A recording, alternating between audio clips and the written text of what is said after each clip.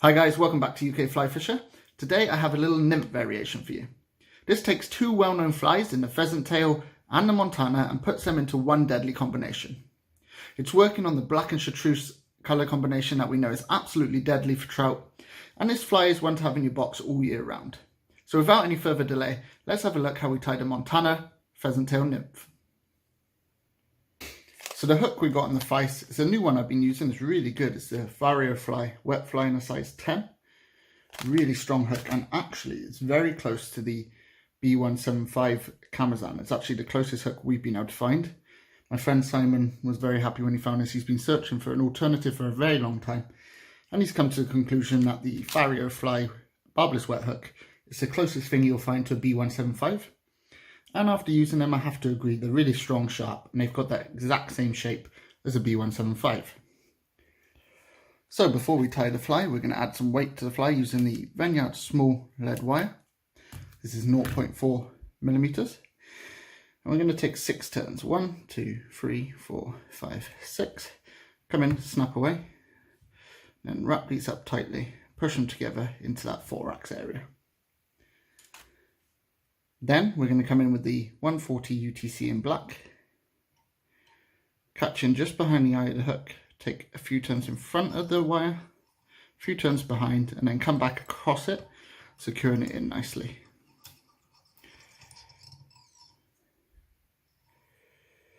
And then I'm going to take a turn all the way to the tail and then back up to behind the lead.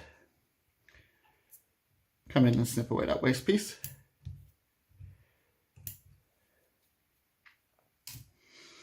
Now for the tail of the fly, I used to use pheasant tail. I've gone on to hen now. This is quite a big feather from the top of the cape, one that wouldn't usually get used unless I was doing sea trout flies. And I'm just going to remove the waste pieces from the stem of the feather. So I've got all the good pieces on top. I'm going to lift up about a centimetre's worth of fibres, grab them together and just pull them away from the stem. Now you want your tail to be the length of the shank, so from where your eye ends all the way to the bend, over the back, come in, pinch and loop it down, and tie all the way back. Like so. And we're just going to snip away these waste bits at the front. Now our rib in the fly is going to be a BR black ultra wire. This just helps keep the dubbing that we're going to use for the body nice and secure. So I'm just going to tie that in once again along the side of the hook and then all the way back down. Now for the body, we're using the Vicuna Black Dubbing. It's a product I've been using now for quite a while. Really enjoying it. Really works well for these nymphs. And it's easy to use, easy material. The 140 UTC is already wax, so you don't even need wax. You can dab this on, so I'm just going to catch it in there. And I'm going to make a tighter wrap along the thread, and then just going to tie it in.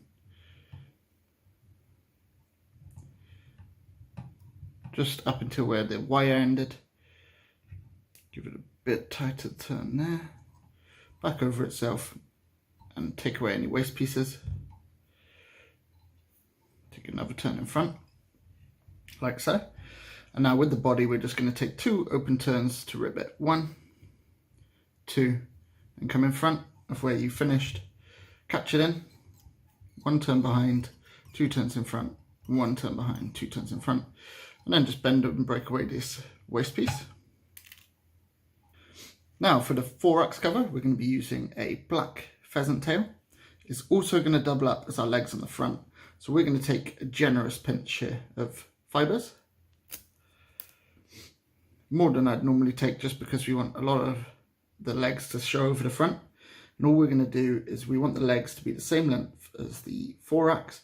So I'm going to measure that on top, bring my tang silk to the front of the fly, measure that on top, put it over the front overhanging, pinch and loop, and then tie this thorax case all the way back, pushing it flatter as you get to where the body finished. A little bit more, 2 more turns, like so. Now for the thorax, we want a bit of contrast, and we're going to home in on that black and green, that black and chartreuse colour combination, which is so deadly throughout the year. So we've got the fluorescent chartreuse Vicuna Dubbing here. This is really bright. And with the thorax, we want to actually dub this a bit looser than we dubbed the body. So I wouldn't be so particular on how much dubbing or how tight it is on the thorax, because we want it to be loose, we want it to be scruffy. It's a really scruffy nymph. And it's just taking the Montana nymph, putting it into a pheasant tail fly, and it's been catching a lot of fish. So I thought I'd show you. It's a nice easy tie, one for you beginners out there. Now the hardest part about it is splitting these legs and then pulling the thorax cover over.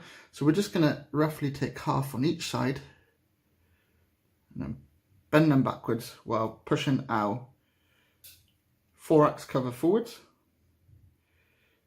And then I'm going to switch fingers, hold down like so, come in with my tying silk and catch it in place, and then pull this tight, lift it up and take 2 turns in front before coming back on top. See how everything's sitting? Yep, that looks perfect to me. So I'm just going to come in here with a sharp pair of scissors and cut this as close as I dare to where I finished. And then all I'm going to do is take a couple of turns to neaten up that head area, like so. Come in with your whip finishing tool and give it a whip finish. You want a nice head on this fly. Cut away the waste piece. Now I can see a few fibres that are overhanging. You can either come in and snip these away with your scissors, but a really quick tip and a really easy way to do it is just to grab a lighter. Grab a lighter, pull everything backwards and then just slowly burn them fibres away.